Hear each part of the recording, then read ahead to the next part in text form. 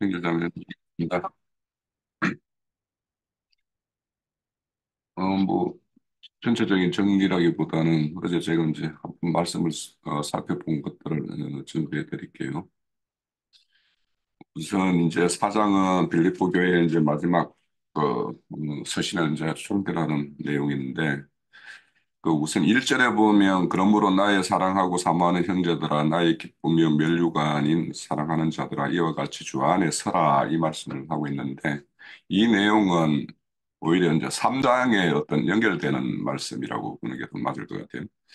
그래서 3장의 마지막 부분에 보면 우리의 시민권은 하늘에 있는 시민권이다라고 이렇게 말씀을 하시면서 그 하늘의 시민권자로서의 어떤 삶을 살아갔을 때 결국에는 어, 영광의 낮은 몸이 영광의 몸의 형체와 같이 이렇게 변할 것인데, 자, 이것이 결국에는 영광된 모습이고 그렇게 되는 우리 형제 자매님들이 사도의 어떤 기쁨이요 면류관이다라고 이렇게 말씀을 하고 있어요.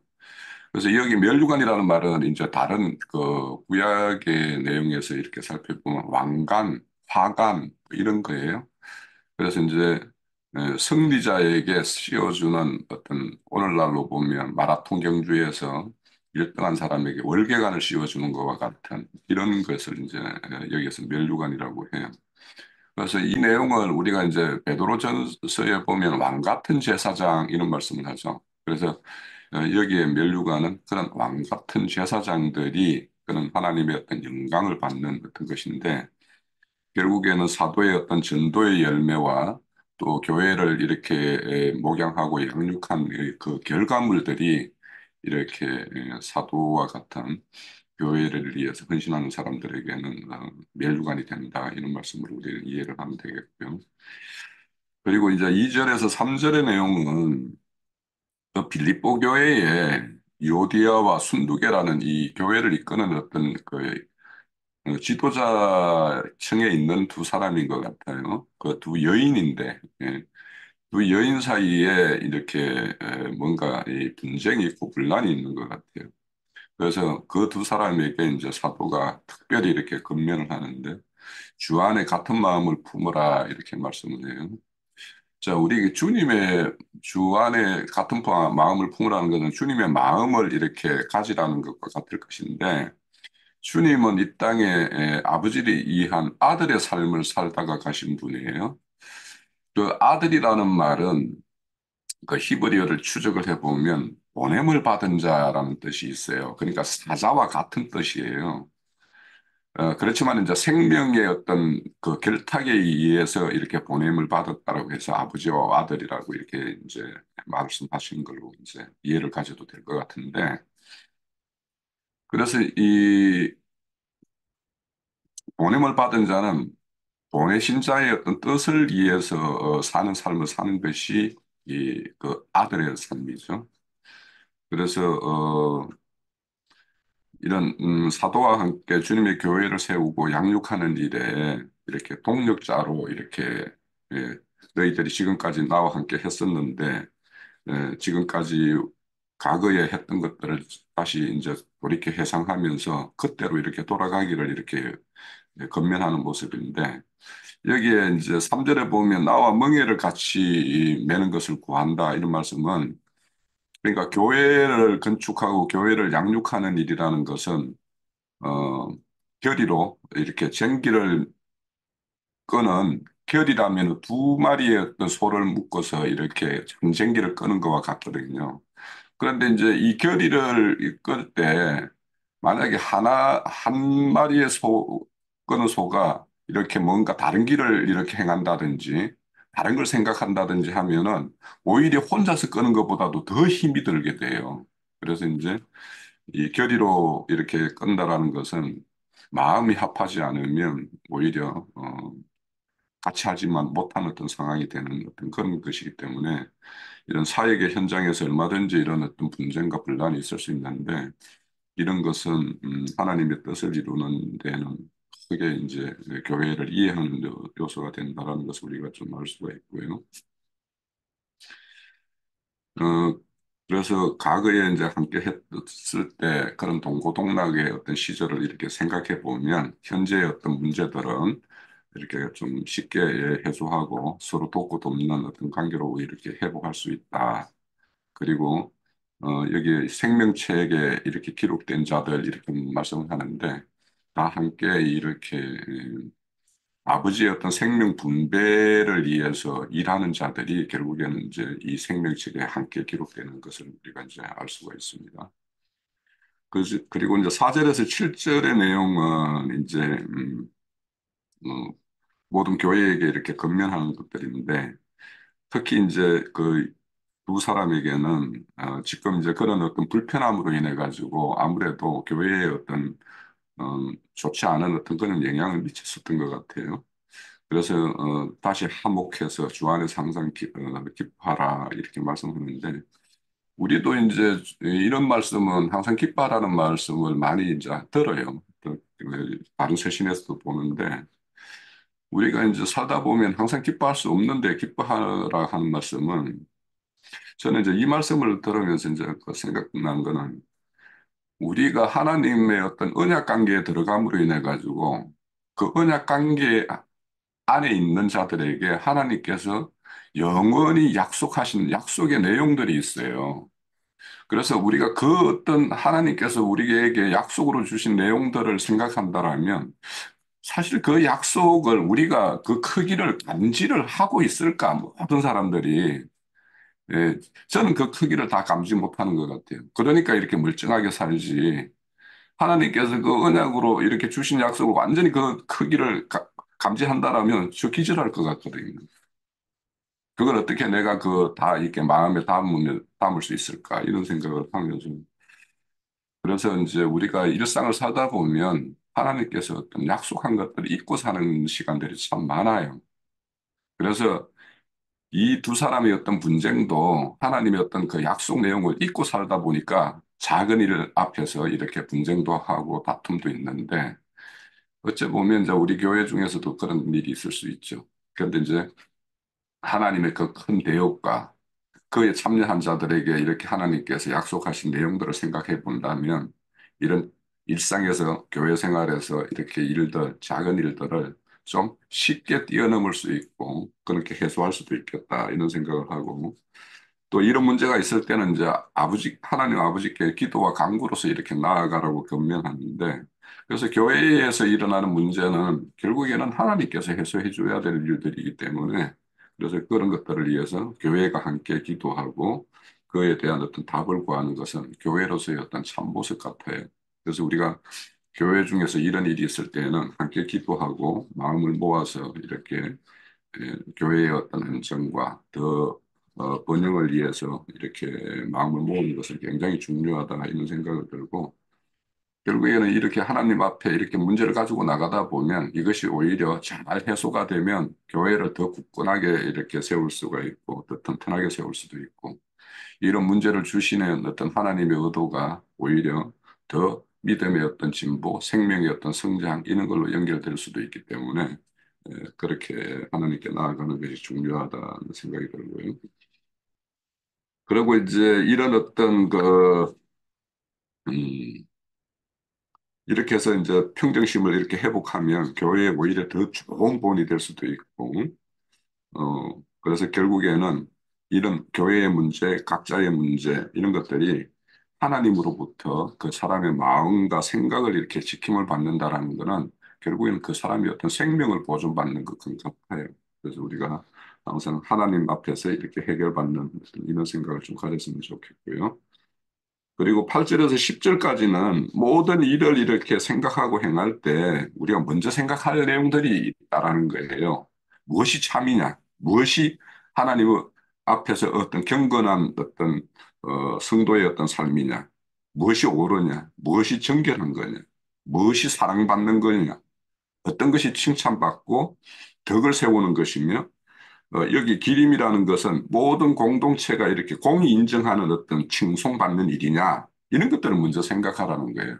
그러니까 사사로운 어떤 감정을 앞세울 것이 아니라 교회 안에서는 이런 것들을 먼저 생각하고 이런 것들을 앞세워서 이렇게 행하면 하나님께서 그들에게 새로운 어떤 이런 분란의 문제 이런 것들을 평강으로 이렇게 다시 회복해 주실 것이다라는 이런 말씀이니까 그래서 이제 10절에서 12절에 보면 이제 나를 생각하는 것이 이제 다시 싹이 난다. 이런 것들은 바로 사도가 가르쳤던 것. 8절에서 이제 9절의 내용까지 이 내용들을 이렇게 앞세워서 이렇게 회복의 어떤 조짐을 보이는 어떤 그런 빌립보 교회의 어떤 모습 이런 것들을 이제 말씀하시는 걸로 보여요.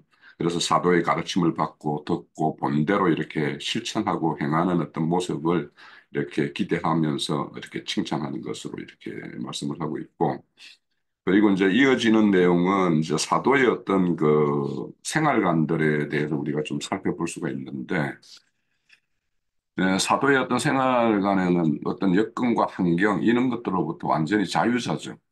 그래서 이런, 우리가 일상을 살다 보면 우리의 어떤 처한 여건이나 환경에 의해서 우리가 그것에 어떤 지배를 당하거나 그거에 얽매여서 이렇게 생활하기가 쉬운데 사도 같은 경우에는 이런 걸로부터 자유하는 자유자라는 어떤 모습. 그래서 풍요에도 취하고 빈곤에도 취하고 이렇게 하는 그런 어떤 형편들을 모두 하나님께서 사도에게 이렇게 안배하는 어떤 그런 것이다라고 이렇게 받아들이는 어떤 순응의 어떤 자세이거든요.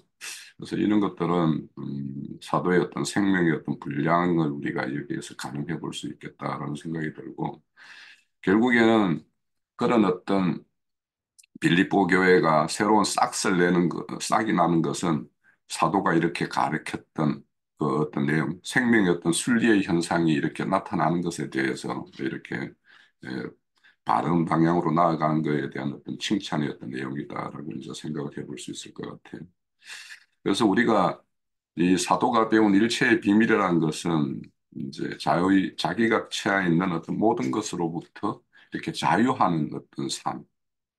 그거는 그리스도를 생명으로 취하고 그리스도를 생명으로 사는 자에게 이렇게 나타나는 현상이고 그 사도의 어떤 내면에서 쌓여 있는 어떤 그리스도의 어떤 생명이 내 외적으로 자신에게서도 생명의 어떤 확장을 이루고 외적으로 교회 전체적으로 이렇게 생명의 확장을 이루는 것으로 이렇게 나타날 것인데 이것이 바로 사도가 교회를 섬김에 있어서 그리스도의 어떤 생명력으로 이렇게 교회를 섬긴다라는 것을 우리가 이제 엿볼 수 있을 것 같아요.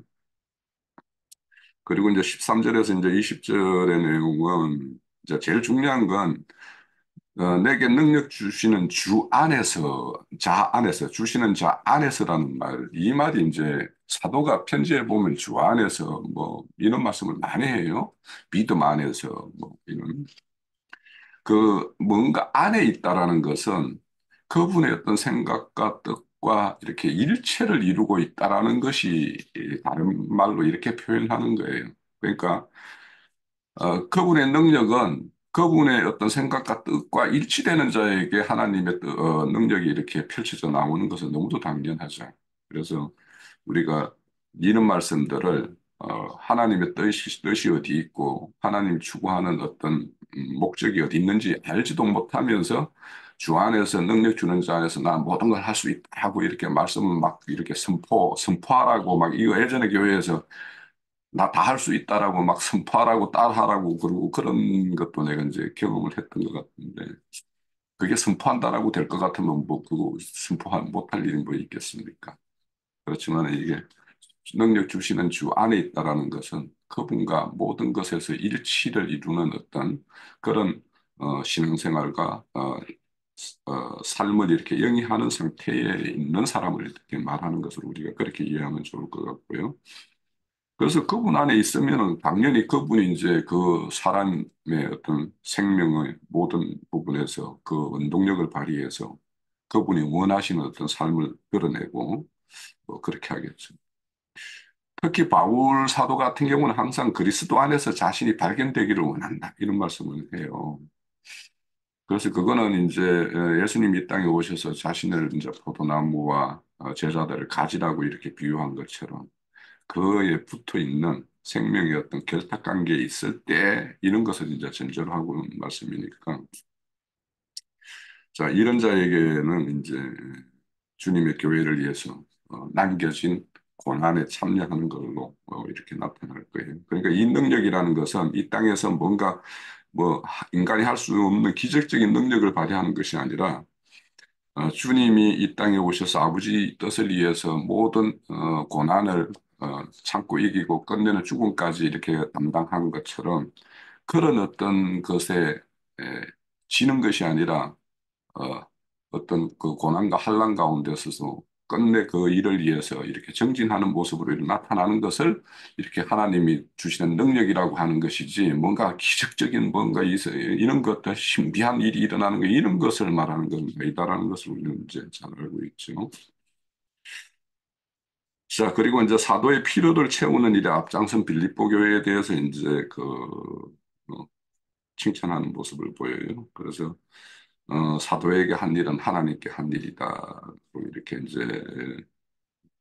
말씀을 하는데, 자, 이런 말씀들을 또 이제 막그 교회 중에서 오용해서 교회 인도자에게 하는 것이 막 하나님께서 하는 것이다라고 이렇게 해서 그것을 이렇게 오히려 총용하고 막 하는 어떤 그런 말씀으로 쓰이는 건데, 여기는 항상 이제 자원하는 것이고, 스스로 이렇게 드리고자 하는 마음에서 이렇게 하는 것들이기 때문에 그래서 기뻐하시는 제물로 받으신다라고 말씀하시는 것 같고요. 또 이렇게 올린 자들에게는 하나님께서 그렇게 더 좋은 것으로 이렇게 보응을 할 것이고 그 사람은 또 하나님께 또 드림이 되면 또 이렇게 하나님께 보응해서 그러니까 이런 어떤 생명의 순환 고리가 잘 연결되어 있을 때에는 참 이게 아름다운 현상이라고 할 수 있는데 그래서 서로 하나님께서 하나님의 일을 하는 그 사도와 그 일행들을 돕는 것처럼 또 교회의 어떤 그 구성원들이 또 그 사도를 돕는 것처럼 이런 일들이 이렇게 선순환으로 일어났을 때 그 교회는 아마 풍성한 어떤 열매, 항상 어떤 기쁨으로 이렇게 충만한 그런 어떤 교회 생활이 될 거라 그렇게 생각이 들고요. 그리고 이제 21절에서 23절에는 교회와 교회가 영 안에서 이제 서로 문안하고 서로 왕래하고 돕고 하는 것이 이제 너무도 당연한 일로 그렇게 하라는 것인데 참 오늘날에는 이것이 이제 절대 어, 철벽처럼 이렇게 교회와 교회가 이렇게 단절되어 있어요. 그럼 참 이런 그걸 보면 오늘날 어떤 교회 실행이라는 것이 얼마나 이런 자기 인간의 어떤 뜻에 의해서 이렇게 운영되는가 하는 것들을 우리가 엿볼 수 있는데 그래서 우리는 교회에 대해서 우주적인 어떤 교회관을 좀 가질 필요가 있고 우리는 다 그렇게 가지고 있어요. 그래서 교회는 주님 한 분이 주인이지 각 교회에 담당하는 그 인도자들이 그 교회의 주인이 아닌데 거의 그들이 주인 노릇을 함으로 인해 가지고 이렇게 교회와 교회 사이에 이렇게 벽을 쌓는 일을 이렇게 하죠. 그래서 내 교회, 우리 교회 이런 말들을 이제 쉽게 이렇게 하게 되는데 우리는 모든 주님의 몸된 교회라는 이런 어떤 그 통일된 단어들을 이렇게 언어를 쓰는 것이 맞다 생각이 들고 그래서 우리가 교회에 보면 우리 뜻과 합치되지 않는 교회들이 참 많죠 주변에 대부분 이제 그렇지만 우리가 그들과 교회들과도 어떻게 문호를 열고 그들과 이렇게 서로 연락하고 상합할 어떤 그런 방안을 찾는 것에 대해서도 늘 관심을 가져야 될 사항이 있다고 생각이 듭니다. 이렇게 저는 본 내용을 말씀드릴게요. 네. 또 기령님 정리하신 거 있으면 말씀해 주시기 바랍니다.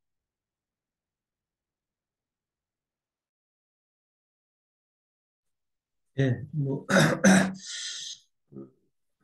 형제님 뭐 이렇게 보시는 것에 참 예, 같은 공감이 오고요.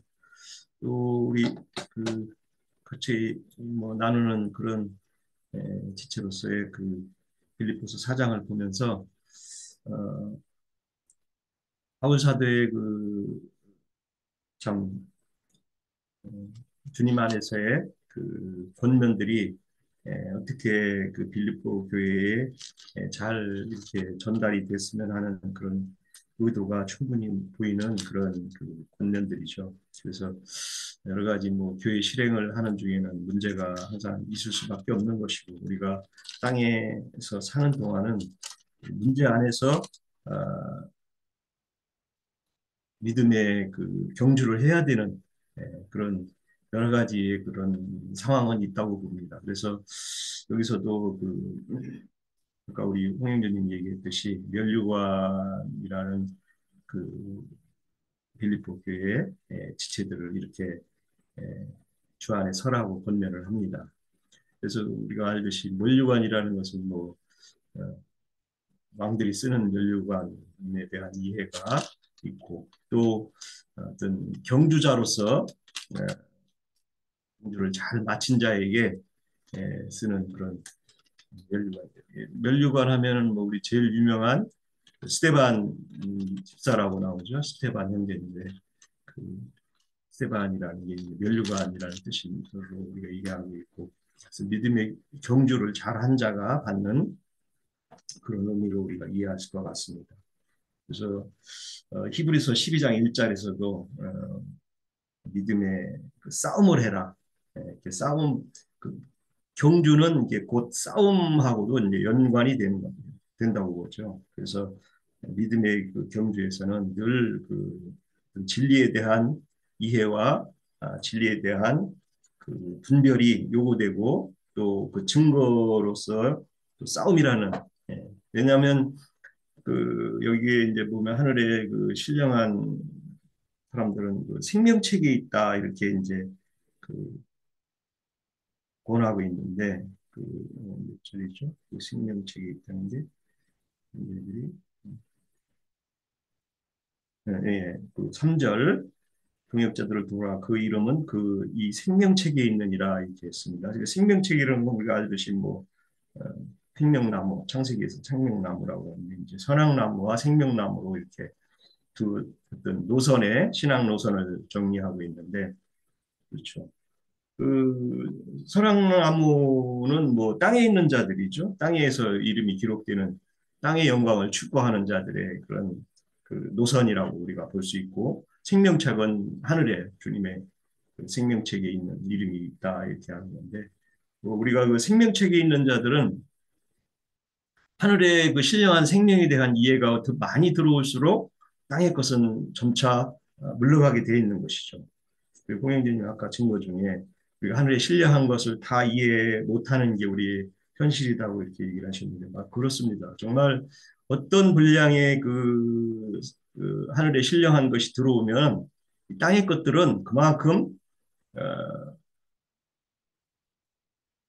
대비로 이렇게 그게 물러가는 것이고 해소되는 것들이죠. 땅의 문제들이. 그래서 여기가 그 생명책이 있다는 것은 그것은 늘 우리가 주지해야 되고 인지해야 되는 그러면은 뭐 땅에서 일어나는 일들은 사실 뭐 이게 어떤 그 관계성이 굉장히 그렇게 중요하지 않다는 것들을 우리 알게 해주고 깨닫게 해준다고 봅니다. 그래서 이제 사도 바울은 이런 것들이 이제 이루어지기 때문에 자족한다 했는데 뭐 어떤 사람들은 어떤 풍요가 채워지면 자족하는 것으로 우리가 세상 사람들은 우리 친구 한 명은 뭐 자기가 재산이 이제 10억 대가 들어서 10억 클럽에 들어가서 이제 나는 만족한다 이러더라고요. 그래서 야, 참, 뭐 그렇게 만족하는 것도 있구나 하는 생각이 드는데 뭐 그렇죠. 그것도 뭐 만족한다니까 더 요구하지 않는 것도 뭐 어떻게 보면 세상 만족이라고 할 수도 있는데 사실은 바울 사도가 여기서 만족이라는 것, 자족하고 만족한다는 것은 어떤 그 궁핍이나 뭐 어떤 여러 상황에서도 그런 것에 문제가 안 된다는 것이죠. 예.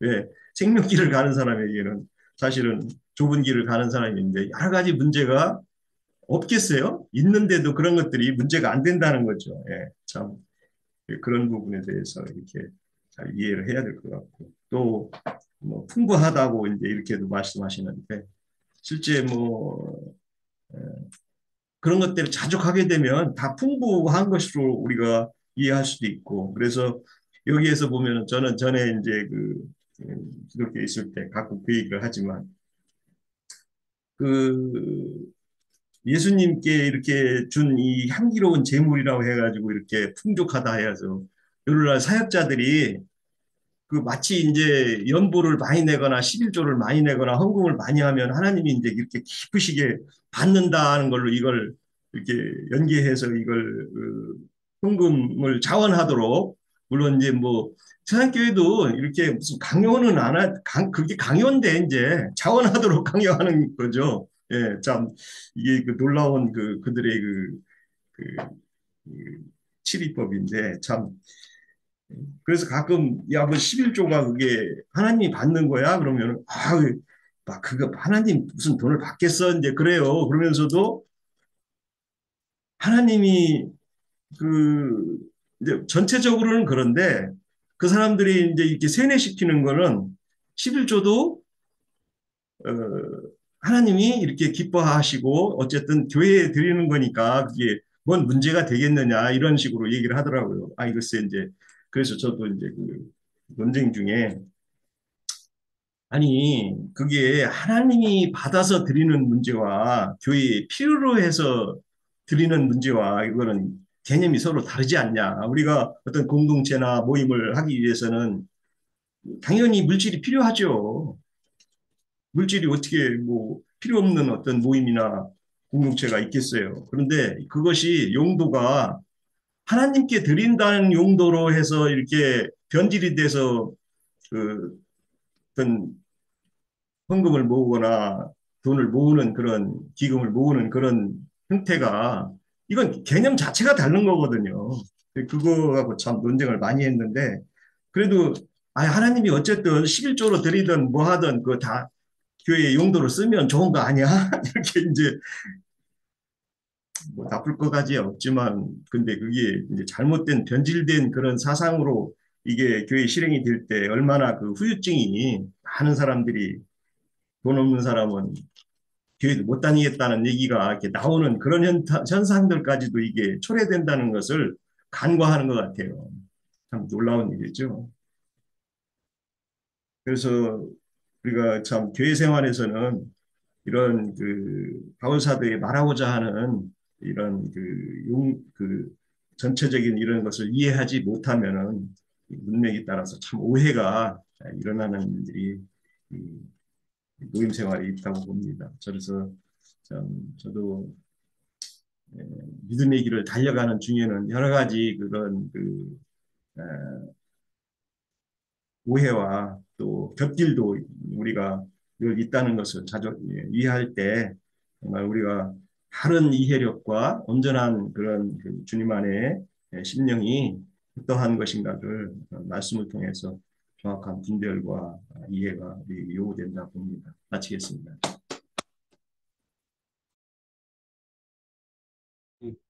네, 환경입니다.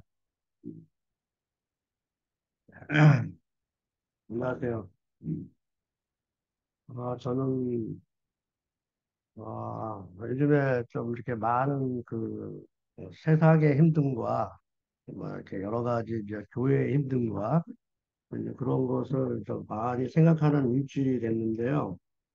그 말씀 중에 우리가 이제 순종과 믿음으로, 주님께 우리가, 음, 어떻게 이제 순종하는 이 상태가, 아, 그러한 상태에서 이제 빌립보서를 이제 읽게 됐는데요.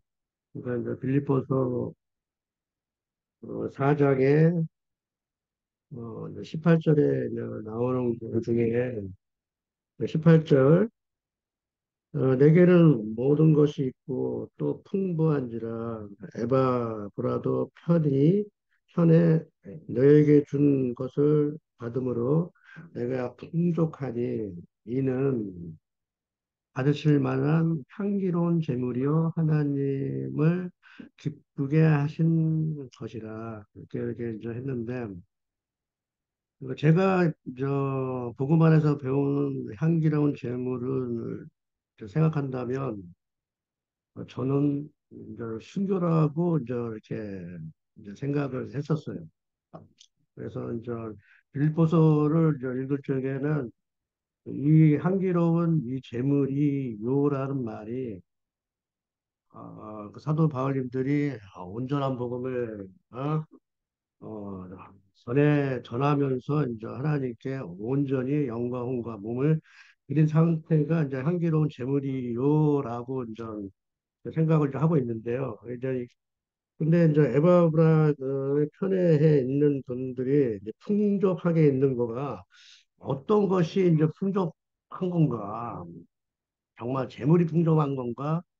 복음 안에 말씀이 풍족한 건가를 이제 생각하게 이제 됐는데, 제가 이제 이 주제를 이제 생각하는 거는 이 향기로운 이 재물들이 이 시대에 어떻게 표현되는가가 이제 좀 궁금한 거예요, 제가. 이렇게 제가 복음을 지금 현재 여러 그 사람들하고 이렇게 복음을 전파하는 가운데 실질적인 복음 전하는 자가 가정에도 매이고 또 이제 세상에도 이제 매이다 보니 그게 또 하나님께서는 복음을 전하는 자가 그러니까 이제 그런 거가 좀 풍부한 거를 얘기를 하는 건지 실질적으로 내 심령이 세상의 물질 같은 물질 때문에 좀 고민하지를 않아야 복음도 원활하게 복음이 전파가 되는데 세상의 물질에 이게 시험 받는 이 지금 제가 그렇거든요. 지금 현재가 이 저는 좀 뭐 솔직하게 지금 얘기를 하는 겁니다. 제가 만약에 2000년 전에 만약에 이러한 복음 받았으면은 그 시리의 제자들과 사도들과 그처럼 목숨 걸고 이렇게 할 수가 해서 큰 하나님 받기에 향기로운 제물이 될 수가 있겠는데 이 시대에서는 어떻게 해야 이게 하나님의 큰 제물이 될까 이제 그런 고민을 하면서 이제 또 잠을 못 청했어요. 어, 이것은 이제 솔직하게 얘기한다면 아까 전에 이제 기령님도 말씀하셨듯이 물질이 풍부한 자들이 이렇게 향기로운 제물이 될 수 있는가? 를 이제 잠시 이제 말씀을 들으면서 이제 생각을 해 보았고, 어, 이 향기로운 제물이 된다는 거는 뭐 제가 이제 배우기는 진짜 영과 혼과 온전히 몸이 다 온전한 상태에서 하나님께 그 영원한 그 아까 전에 약속을 받기 위한 우리 이제 순교자들을 대한 생각을 했는데 이 시대에서는 어떻게 좀 해야 이제 향기로운 제물이 된다는 거를 이따가 2부에서 또 이렇게 이제 우리 형제 자매님께 듣고 싶고요. 또 한 가지는 뭐냐면 이제 복음을 전하는 자가 너무 이제 세상에 매인다는 거죠. 가정에도 매이고 세상에도 매이면서 복음을 전할 수 있는 우리가 하나님의 아들들이 됐고 아까 처음에 이제 3절에 생명책에 농명된 우리가 세상에서 이렇게 힘듦을 받으면서 그런 생각을 좀 하는 그 일주일이 됐었어요. 그래서 어, 우리 형제 자매들 간에는 풍부한 사람들이 있고 우리 이제 오산에 모이는 형제들은 너무나 힘들어요. 필요한 상태가 참 이러면서도 이제 복음 전한다고 이제 순종한다고 이제 믿음으로 이렇게 우리가 나아가는데 근데 이제 저는 이번 일주일을 너무나 이제 고민을 했습니다. 그래서 2부 때 형제님들 한번 어떻게 해야 향기로운 제물이 되는 거를 이 시대의 제물에 대해서 한번 말씀을 해 주십시오. 예, 여기까지입니다. 예, 2부 때 질문 시작하고요. 1부는 여기서 마치고 2부 들어가도록 할게요.